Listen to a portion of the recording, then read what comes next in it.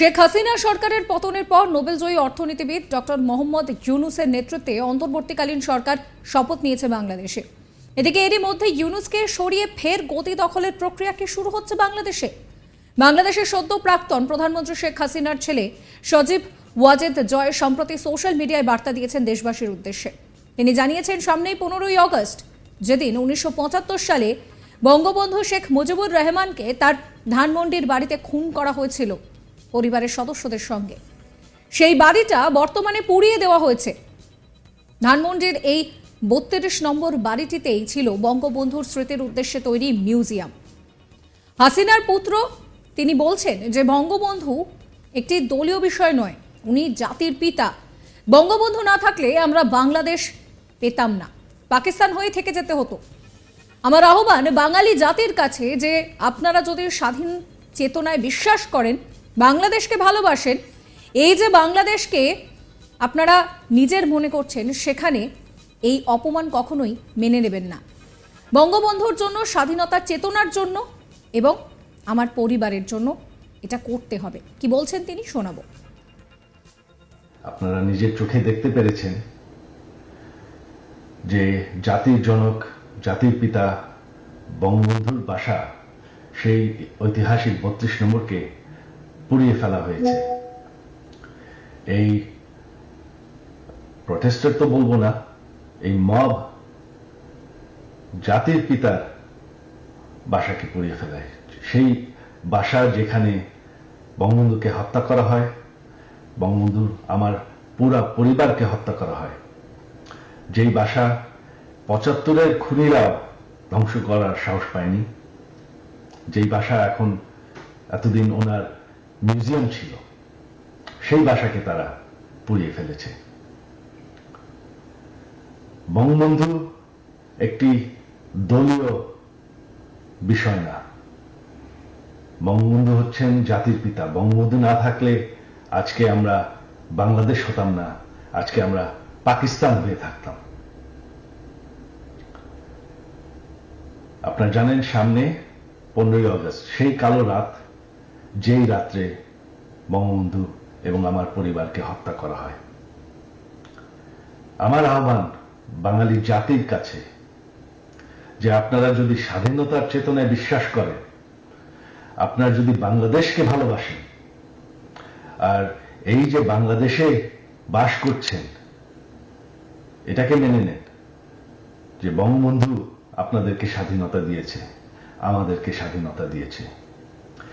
এই 15ই আগস্ট আমার আহ্বান আপনাদের প্রতি, শান্তিপূর্ণভাবে 32 নম্বরে গিয়ে ফুল দিয়ে আসবেন, দোয়া করবেন বঙ্গবন্ধুর জন্য, স্বাধীনতার চেতনার জন্য এবং আমার পরিবারের জন্য।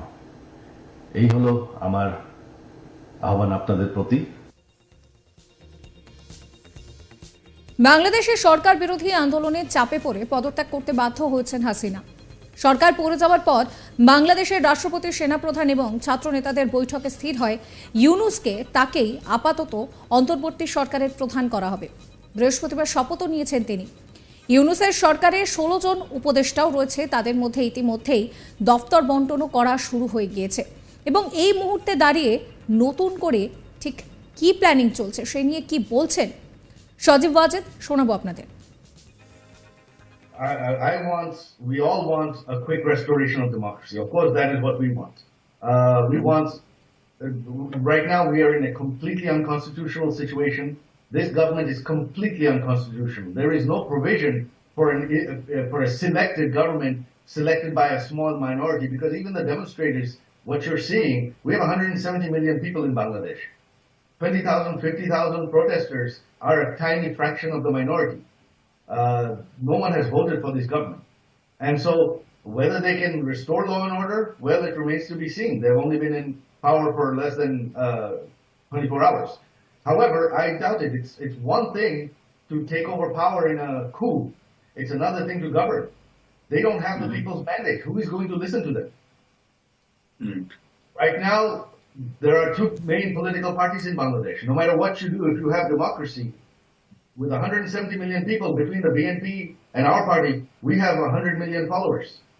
They have not voted. They have not asked for, they have not supported this government. So without their support, how are you going to govern?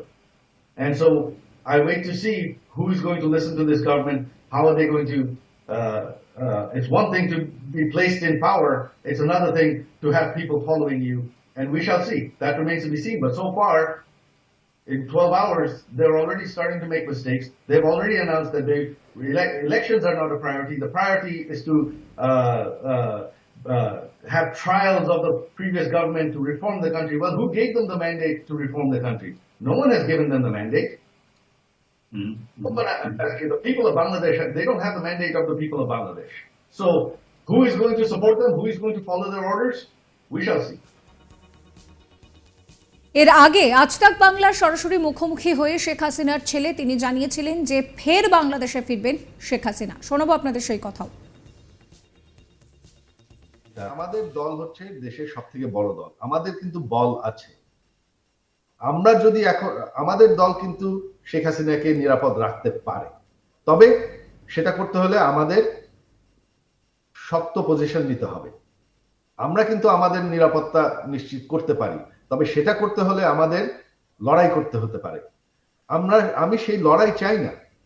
আমি কিন্তু এইটা একটু সবাইকে একটু জানাতে চাই, বিশ্বকে জানাতে চাই যে আপনারা যদি মনে করেন যে আওয়ামী লীগ মরে গেছে, আওয়ামী লীগ মরে নাই। আপনারা যদি মনে করেন যে আওয়ামী লীগের কোনো সাপোর্ট নাই, সেটা কিন্তু ঠিক না। আমরা তাদেরকে ঠেকিয়ে রেখেছি যে তোমাদের উল্টা মারামারি করার দরকার নেই। আস্তে আস্তে দেখবেন, সময়তে আপনারা দেখবেন কি হবে। আজকে থেকে কিন্তু তাদের উপর হামলা অনেকটা কমে গেছে, কারণ আমাদের নেতাকর্মীরা এখন নিজেদের নেতাদের পাহারা দিচ্ছে।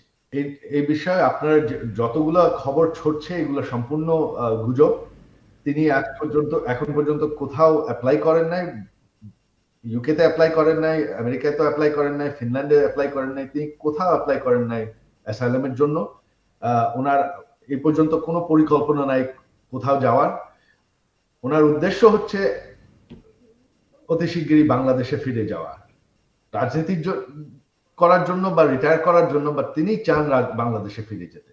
এটা কোনো সিদ্ধান্ত নেওয়া হয়নি, বাট এখন যেহেতু আমাদের দলকে আবার সংগঠিত করতে হচ্ছে, এটা তিনি করছেন।